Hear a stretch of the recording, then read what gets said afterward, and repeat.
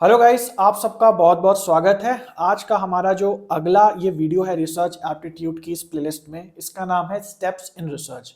तो रिसर्च जब हम करते हैं तो कितने चरणों में होती हैं उसके बारे में हम ए टू जेड बहुत इजी भाषा में बात करेंगे और ये भी देखेंगे कि जो प्रीवियस ईयर क्वेश्चंस हैं वो किस पैटर्न पे इसके बन करके आते हैं। तो ये काफी इंपॉर्टेंट है, इसको स्किप मत करना और ये बहुत इजी भी है समझने में, तो ज्यादा कुछ दिमाग इसको नहीं लगाना पड़ेगा। प्लस इसमें जो जो टर्मिनोलॉजीज हैं जो क्वेश्चंस में बदल दी जाती हैं उन सबको मैं पढ़ करके एक जगह पे लेकर के आया हूं। तो हर एक स्टेप कितने कितने नामों से इन क्वेश्चंस में रिपीट हुआ है उन सब की भी हम इस जगह पे पूरे की पूरी बात कर लेंगे। तो गाइज यूट्यूब पे आपको यहाँ पे फ्री लेक्चर्स मिलते हैं, लेकिन टेलीग्राम पे यहाँ पे आपको फ्री में प्रीवियस ईयर क्वेश्चंस की टेस्ट सीरीज भी मिलती है दिन में 2 बार। तो अगर टेलीग्राम नहीं ज्वाइन करा है तो जरूर से इसको ज्वाइन कर लेना। और इसके अलावा मैं आप सभी बच्चों को धन्यवाद कहना चाहूंगा जिन्होंने बड़े ही ज्यादा जोश के साथ इस ऑनलाइन कोर्स को ज्वाइन कर लिया है। तो काफी बच्चे हैं जिन्होंने ज्वाइन कर लिया है और मैं आप सबको थैंक यू बोलना चाहूंगा ट्रस्ट करने के लिए मेरे स्किल्स पे और मेरी की कराई गई पढ़ाई पे। तो यहाँ पे जो ऑनलाइन कोर्सेज हैं उसमें मैसिव रिस्पांस आपका देखने को मिल रहा है। जिसने नहीं ज्वाइन करा है वो भी ज्वाइन कर सकते हैं। और इसके अलावा काफी बच्चों का क्वेश्चन होता है कि भाई यहाँ पे यूट्यूब पे जो क्लासेस हो रही हैं और जो हमारे पेड कोर्सेज चल रहे हैं उसमें क्या अंतर है। तो भाई उसके बारे में भी वीडियो आपको जल्द से बना करके बताऊंगा। हालांकि यहाँ पे यूट्यूब पे भी आपकी पूरी पढ़ाई होती है और ऑनलाइन कोर्स में भी आपकी पूरी पढ़ाई होती है, बट क्या अंतर है वो आपको आने वाले वीडियोस में पता चलेगा, ठीक है। लेकिन जिन बच्चों ने नहीं ज्वाइन करा है, जो नहीं ज्वाइन कर सकते हैं, भाई आप लोग के लिए भी मैंने पूरी फ्री फैसिलिटी अवेलेबल कराई है। यूट्यूब पे तो आपको लेक्चर मिल रहे हैं। जैसे काफी बच्चों का क्वेश्चन था कि सर अब आपके तो कोर्स आ गए हैं, क्या अब आप यूट्यूब पे नहीं पढ़ाएंगे? तो ऐसा नहीं है भाई, यूट्यूब पे पढ़ाई कंटिन्यू रहेगी और कोर्सेज भी जो हैं वो ऑनलाइन चलते रहेंगे ऐप और वेबसाइट पे। तो फ्री में भी आपको मैं ढेर सारा कंटेंट दे रहा हूँ। टेलीग्राम चैनल अगेन ज्वाइन कर लो। प्रीवियस ईयर क्वेश्चंस बिल्कुल फ्री में आपको यहाँ पे मिलते हैं दिन में 2 बार और पोल्स के द्वारा भी आपसे क्वेश्चंस जो है पूछे जाते हैं, ठीक है। तो चलिए गाइस आगे बढ़ते हैं और बात करते हैं स्टेप्स इन रिसर्च। तो भाई जैसे हमने सबसे पहले लेक्चर में बात की, जो बेसिक्स एंड कैरेक्टरिस्टिक्स वाला लेक्चर था, कि रिसर्च का मतलब होता है एक सिस्टमैटिक स्टडी, यानी कुछ निश्चित सिस्टमैटिक प्री प्लान्ड चरणों का या स्टेप्स का यूज करके हम आगे बढ़ते हैं और अपने कंक्लूजन को या निष्कर्ष को प्राप्त करते हैं रिसर्च के अंदर। तो यहाँ पे रिसर्च के क्या स्टेप्स होते हैं, किस तरीके से सिस्टमैटिकली हम लोग बढ़ते हैं, हर एक स्टेप का क्या मतलब होता है, किस प्रकार के क्वेश्चंस बन के आते हैं और एक ही स्टेप के अलग अलग नाम क्या हैं। तो ये चीज आपने शायद ना पढ़ी हो कहीं पे, क्योंकि यूजीसी नेट के जो पास्ट ईयर के क्वेश्चंस हैं उसमें एक ही स्टेप को कंफ्यूज करने के लिए अलग अलग नामों से दिया हुआ है। तो वो नाम भी हम लोग यहाँ पे देखेंगे कि हर एक स्टेप को हम क्या बोल सकते हैं। लेकिन उससे पहले कि हम इसको बहुत एकेडमिक तरीके से लें, बिल्कुल ऐसे लें कि भाई ये रिसर्च पता नहीं क्या है और हमें तो रटना पड़ेगा, मैं एक अटेम्प्ट करने वाला हूं यहाँ पे बहुत सरल तरीके से समझाने के लिए कि रिसर्च क्या होता है और उसके क्या प्रोसेसेस हो सकते हैं। देखो भाई, रिसर्च कोई ऐसी चीज नहीं है जो पढ़ाई में होती है। डे टू डे लाइफ में भी जो बातें हमको नहीं पता होती हैं और जब हम उन्हें पता करना चाहते हैं तो सेम यही स्टेप्स को फॉलो करते हैं।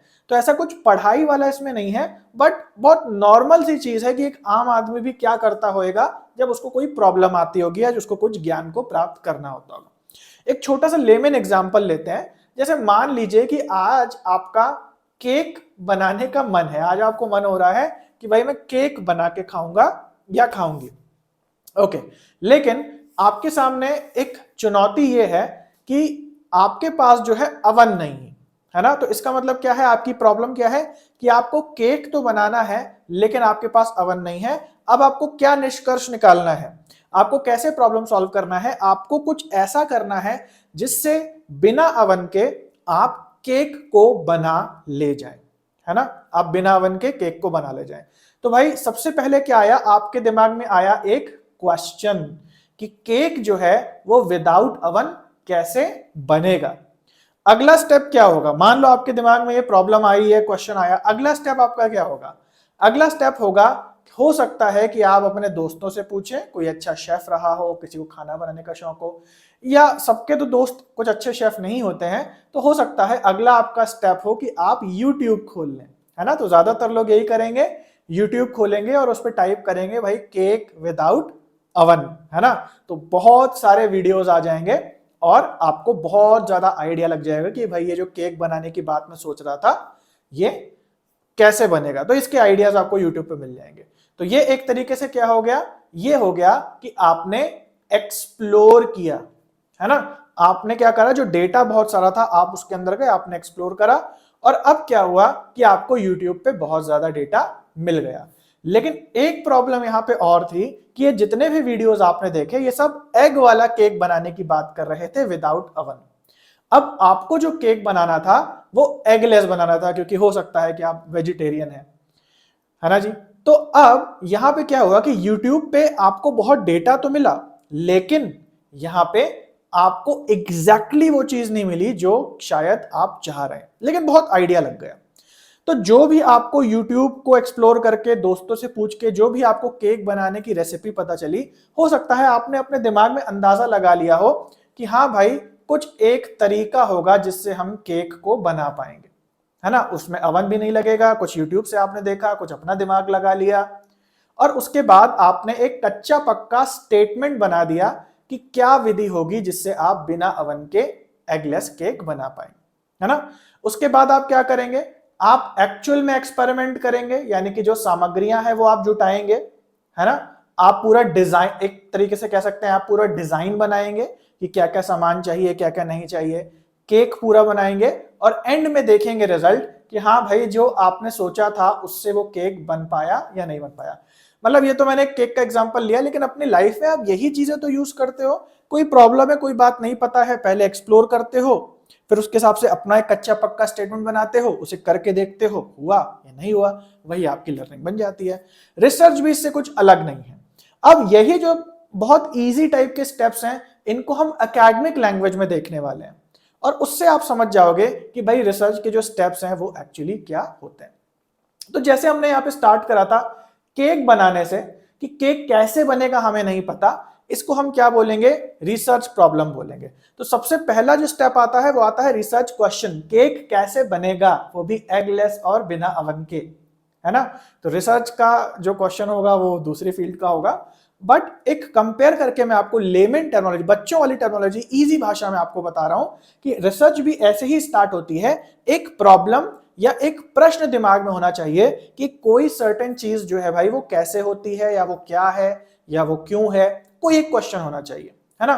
तो रिसर्च क्वेश्चन का ही दूसरा नाम क्या है, रिसर्च प्रॉब्लम। जब प्रॉब्लम होगी तो मन में क्वेश्चन भी होगा कि भैया ये कैसे होता है, हमें पता नहीं है, आओ इसका पता लगाते हैं। अब ध्यान देने वाली बात यह है कि ये जो रिसर्च प्रॉब्लम है ये कई नामों से आता है। मैंने सारे प्रीवियस ईयर क्वेश्चंस देख लिए हैं, और उनमें अलग अलग जो भी नाम लिखे थे वो मैंने सब नोट डाउन करके यहाँ डाल दिए, तो आपको मेहनत नहीं करनी पड़ेगी और आराम से आपको पता चल जाएगा कौन कौन से तरीके से ये बदल के टर्म आ सकते हैं।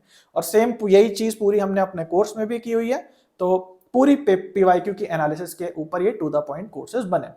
तो यहाँ पे देख लो, जो प्रॉब्लम है कई तरीके से आ सकती है। पहला स्टेप को कहीं कहीं पे लिखा है, पहला स्टेप है आइडेंटिफाई द प्रॉब्लम, कहीं कहीं पे लिखा है स्टैब्लिश द प्रॉब्लम, और कहीं कहीं किसी क्वेश्चन में लिखा है डिफाइन द प्रॉब्लम। इन सब का मतलब यही है, अगर प्रॉब्लम आ रहा है तो इसका मतलब ये रिसर्च प्रॉब्लम की बात कर रहा है, यानी कि रिसर्च करनी किसके ऊपर है, करना क्या है आपको, पहले आपके दिमाग में ये आना चाहिए, आंसर किस चीज का चाहिए। आई होप आपको बात समझ में आ गई, बहुत इजी है। अब जब आपके दिमाग में क्वेश्चन आ गया है कि भाई केक बनाना है लेकिन कैसे बनाना है ये नहीं पता है, तब आप क्या करोगे, या आप क्या करते हो, आप YouTube की ओर जाते हो, क्योंकि YouTube क्या है, एक कलेक्शन है डेटा का, जहां पे पहले से बहुत सारी नॉलेज है जो आपको लेनी है। सेम उसी तरीके से जब एक बार रिसर्च का क्वेश्चन आपके दिमाग में आ जाता है तो आप क्या करते हो, रिव्यू द लिटरेचर। अब आपका केक बनाने की सामग्री की जानकारी हो सकता है YouTube पे हो, लेकिन जो आपका रिसर्च का टॉपिक है उसकी जानकारी आपको कहां मिलेगी, वो शायद YouTube पे ना मिले, वो आपको मिलेगी जर्नल्स में, आपके यूनिवर्सिटी की लाइब्रेरी में, या फिर जो scholars.google.com है वहां पे जो बहुत सारा कलेक्शन है रिसर्च पेपर का, वहां पे भी मिल सकती है। तो जब आपको क्वेश्चन मिल गया और आप ढूंढते हो कि इस क्वेश्चन से जुड़ी हुई जानकारी, इससे संबंधित जानकारी जिस पे ऑलरेडी रिसर्च हो चुकी है, वो मुझे कहां मिलेगा, जब आप ये पूरे रिसर्च पेपर्स को ढूंढते हो, एक्सप्लोरेशन करते हो, तो ये कहलाता है रिव्यू द लिटरेचर, है ना।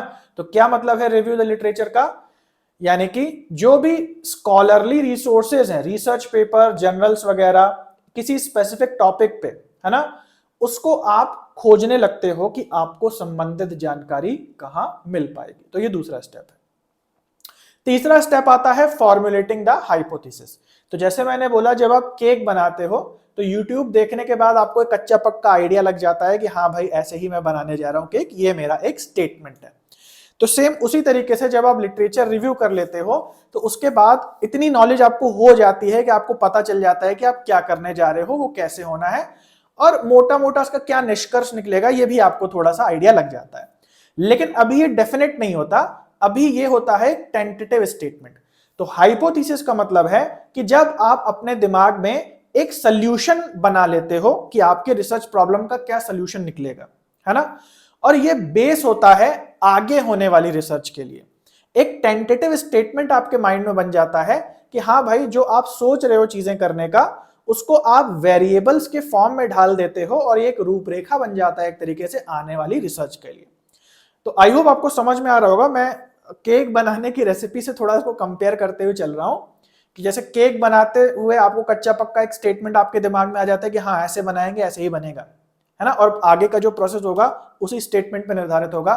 ठीक ऐसे ही रिसर्च में लिटरेचर रिव्यू कर लेने के बाद आपके दिमाग में एक कच्ची पक्की इंट्यूटिव हाइपोथेसिस बन जाती है जो बहुत लॉजिकल नहीं होती, अंदाजे से आप बनाते हैं कि हाँ भाई जो है आगे की रिसर्च हम ऐसे ही कंडक्ट करेंगे। उसके बाद अगला टॉपिक आता है चूज अ रिसर्च सेटिंग, या कभी कभी किसी क्वेश्चन में लिखा होगा चूजिंग अ रिसर्च मेथड या चूजिंग अ रिसर्च डिजाइन। तो हम यहाँ इसको रिसर्च डिजाइन बोल लेते हैं, बाकी किसी भी नाम से ये आ सकता है। Research setting, research method, research design. Research design choose करने का या चुनने का मतलब है कि आपको उस रिसर्च को कैसे कंडक्ट कराना है। केक बना रहे हो और आप ये सोच रहे हो कि कौन कौन सी सामग्री लगेगी, कैसे हम बनाएंगे, कहाँ बनाएंगे, तो सेम उसी तरीके से रिसर्च भी भाई करने से पहले उसकी डिजाइन सोचनी पड़ती है कि हाँ भाई चलो हाइपोथेसिस हमारी तैयार है, हमें इस रिसर्च को कंडक्ट करना है, तो भाई अब तरीका क्या होगा, डेटा कैसे कलेक्ट करेंगे, एनालिसिस कैसे करेंगे, फाइंड, पहले से ही सोच के एक रूपरेखा बना लेना रिसर्च डिजाइन या रिसर्च मेथड या रिसर्च सेटिंग कहलाता है। उसके बाद अगला जो टॉपिक है वो है कलेक्ट द डेटा। अब डेटा को कलेक्ट करना है। हमने हाइपोथेसिस सोच ली, लेकिन ऐसे ही तो वो थियरी नहीं बन जाएगी, ऐसे ही तो वो कंक्लूजन साबित नहीं हो जाएगा, हमें उसे साबित करना पड़ेगा, प्रूव करना पड़ेगा। उसके लिए हमें पार्टिसिपेंट्स बुलाने पड़ेंगे और उनसे डेटा को कलेक्ट करना पड़ेगा। इसको आप कलेक्ट डेटा भी बोल सकते हो, इसको आप प्रोसेस डेटा भी बोल सकते हो। वैसे जनरली कलेक्ट डेटा ही होता है, बट कभी कभी क्वेश्चन में आपको प्रोसेस डेटा भी लिखा हुआ मिल जाएगा, है ना। तो मल्टीपल सोर्सेस से आप डेटा कलेक्ट करते हो। अगला स्टेप आता है एनालाइज द डेटा। इसके दूसरा नाम है analyse the data, interpreting data या हाइपोथेसिस टेस्टिंग। तो अब मेन समय आ गया है जब अपनी हाइपोथेसिस को आप टेस्ट करोगे, यानी कि आपका केक जो है वो बन करके जो है एक तरीके से रेडी हो गया है ना। तो हाइपोथेसिस आपने जो बनाई, अब समय आ गया है जो डेटा कलेक्ट करा है उससे क्या निष्कर्ष निकल के आपके आ रहे हैं। हाइपोथेसिस आप टेस्ट कर रहे हो, अब क्या आगे होगा वो कलेक्टेड डेटा आपको बताएगा। तो डेटा को कलेक्ट करने के बाद हम क्या करते हैं, उस डेटा की एनालिसिस करते हैं, उस डेटा को इंटरप्रेट करने की कोशिश करते हैं। तो आपके यूजीसी नेट पेपर उनके एक सेक्शन में एक टॉपिक आता है जिसका नाम है डेटा इंटरप्रिटेशन। वो रिसर्च का यही स्टेप होता है। तो जो आप डीआई का सवाल करते हो ना कि टेबल दिया है और उसमें कुछ क्वेश्चन आए हैं, वो आपकी इसी स्किल को जांचने के लिए दिया जाता है, वो आपकी मैथ्स को जांचने के लिए नहीं दिया जाता। हालांकि इसमें मैथ्स लगती है ना, मैथ्स के बिना वो आप कर नहीं पाएंगे, लेकिन फिर भी इस स्टेप में आपको एनालिसिस करनी होती है जो डेटा आपने कलेक्ट किया होता है, या फिर आप हाइपोथेसिस को टेस्ट करते हो जो डेटा आपने कलेक्ट किया है उसके बेसिस पे। मोर अबाउट हाइपोथेसिस हम लोग अगले लेक्चर्स में जानेंगे जब हम हाइपोथेसिस की बात करेंगे। अभी फिलहाल हम इसको एक हाइपोथेसिस टर्म के हिसाब से देख लेते हैं। ओके, और उसके बाद आखिरी हमारा स्टेप आता है रिजल्ट को शेयर करना। जैसा हमारा केक बना, हमने खाया, बुरा लगा तो बात को अपने अंदर तक रख लिया, और बहुत अच्छा लगा तो पूरी दुनिया को बताया कि देखो भाई मैंने कितना अच्छा केक बना लिया, है ना। तो शेयर द रिजल्ट। अब रिसर्च में तो हम कोई रिसर्च के कंक्लूजन को छुपाते नहीं है।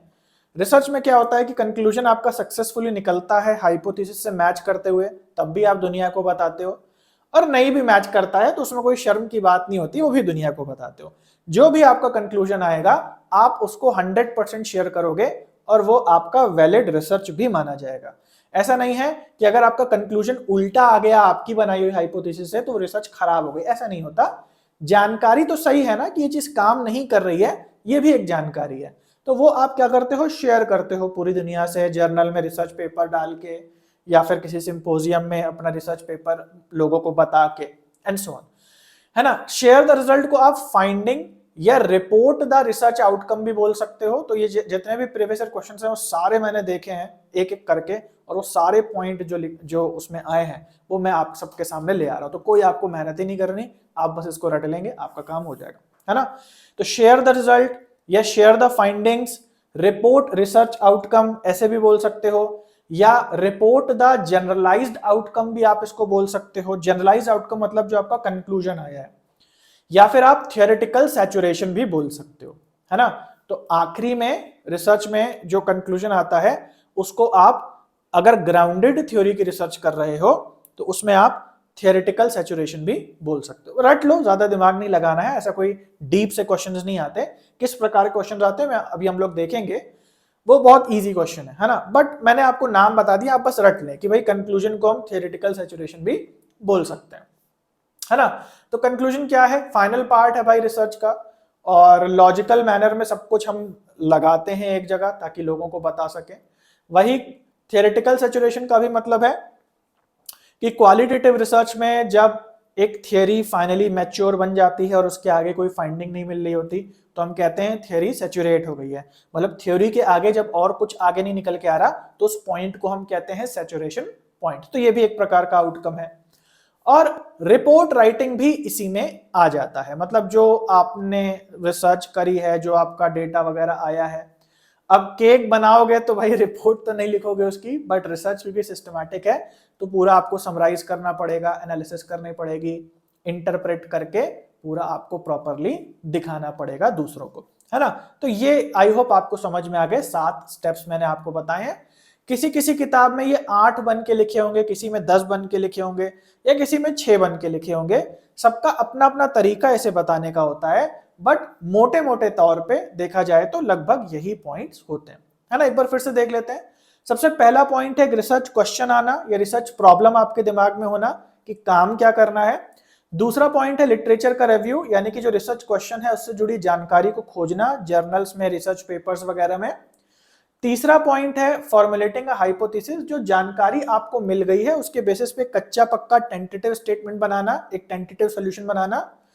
फिर चौथा पॉइंट है कि रिसर्च का डिजाइन डिसाइड करना कि कैसे आप रिसर्च कंडक्ट कराएंगे। पांचवा पॉइंट है डेटा का कलेक्शन करना।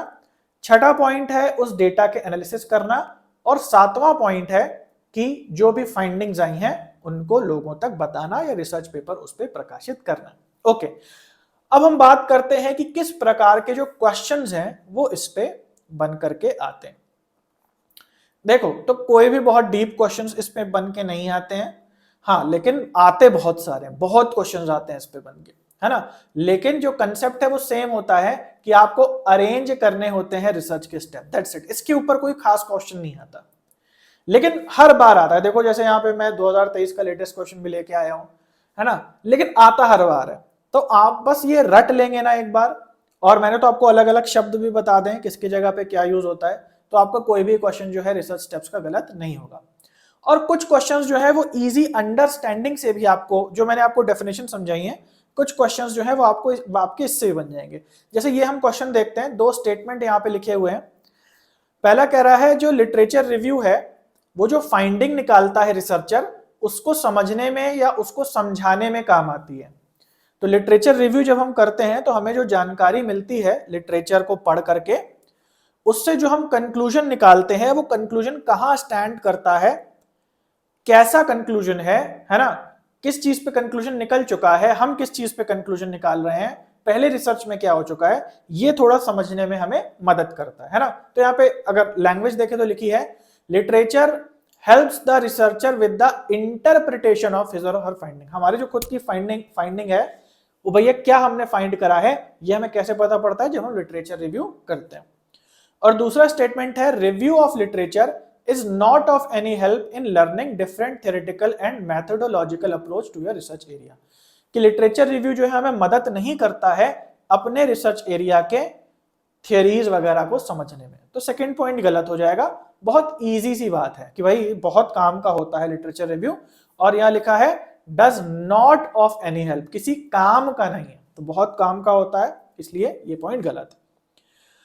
अगला हम देखते हैं अगेन, अब अरेंज, सारे क्वेश्चंस जो है वो अरेंज करने पे ही होते हैं, कोई बहुत ऐसा टिपिकल क्वेश्चन डीप से नहीं आता है। तो अगर किसी किताब में आपने कुछ ज्यादा ही डीप से पढ़ लिया है तो उतना पढ़ने की जरूरत नहीं है रिसर्च स्टेप्स के अंदर। यहाँ पे लिखा है फॉलोइंग को अरेंज करें आप, स्टेप्स दिए हुए हैं, analyse data, hypothesis, processing data, finding and research design, है ना। तो बीच के कुछ स्टेप्स कभी कभी आपको क्वेश्चन में दे देगा, जरूरी नहीं कि स्टार्टिंग से ही सारे स्टेप्स दे, बीच के भी दे देगा, आपको पता होना चाहिए कि पहले और बाद में क्या आएगा। तो पहले हाइपोथेसिस आएगा, फिर प्रोसेस डेटा या कलेक्ट डेटा आएगा, जैसे मैंने आपको अभी पढ़ा दिया नोट्स में कि प्रोसेस डेटा भी आप बोल सकते हैं, कलेक्ट डेटा भी आप बोल सकते हैं। उसके बाद एनालाइज डेटा आ जाएगा, उसके सॉरी हाइपोथेसिस के बाद रिसर्च डिजाइन आएगा, है ना, हमारे स्टेप्स के हिसाब से। उसके बाद आएगा प्रोसेस डेटा, उसके बाद आएगा एनालाइज डेटा, और आखिरी में आएगा फाइंडिंग्स। यानी बी शुरू में आना चाहिए और डी आखिरी में आना चाहिए, फाइंडिंग्स आखिरी में आएगी। तो सेकंड ऑप्शन हमारा सही हो जाएगा। उसके बाद अगला भी सेम टाइप है, मतलब क्वेश्चंस बहुत सारे हैं लेकिन वो सारे के सारे बिल्कुल सेम पैटर्न पे हैं कि आपको अलग अलग शब्द बदल दिए जाएंगे कंफ्यूज करने के लिए, लेकिन पूछे रिसर्च के स्टेप्स जाएंगे। तो जो मैंने आपको नोट्स दे दिए हैं भाई, उसके अंदर वो सारे शब्द लिख दिए हैं जो पॉसिबली आ सकते हैं।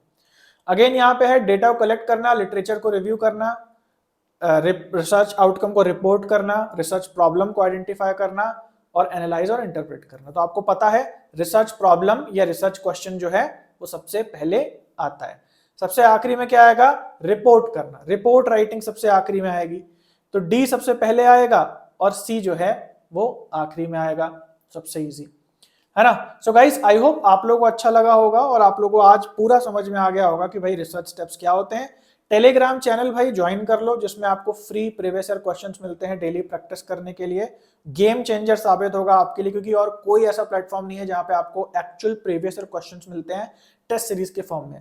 भले आपकी आंखें थोड़ी दुखती होंगी स्क्रीन देख के, लेकिन भाई एग्जाम में तो आपको यही काम आएगा। और आपको प्रैक्टिस कर लें आप, कि नहीं तो 3 घंटे जब आप एग्जाम में बैठेंगे तो आपकी आंखें हर्ट हो सकती हैं। तो पहले अगर डेली आप आधा आधा घंटा लगाएंगे तो आपकी आंखें भी जो है तैयार हो जाएंगी अगले एग्जाम के लिए। इसके अलावा जो कोर्स है उसका लिंक नीचे दिया हुआ है, डेमो का भी लिंक नीचे दिया हुआ है, 15 लेक्चर फ्री हैं उस कोर्स में। तो जरूर से उस कोर्स के डेमो को भी आप देख लें, और कोई भी प्रॉब्लम होती है तो हमें व्हाट्सएप पे कांटेक्ट करें, उसका भी लिंक डिस्क्रिप्शन में दिया हुआ है।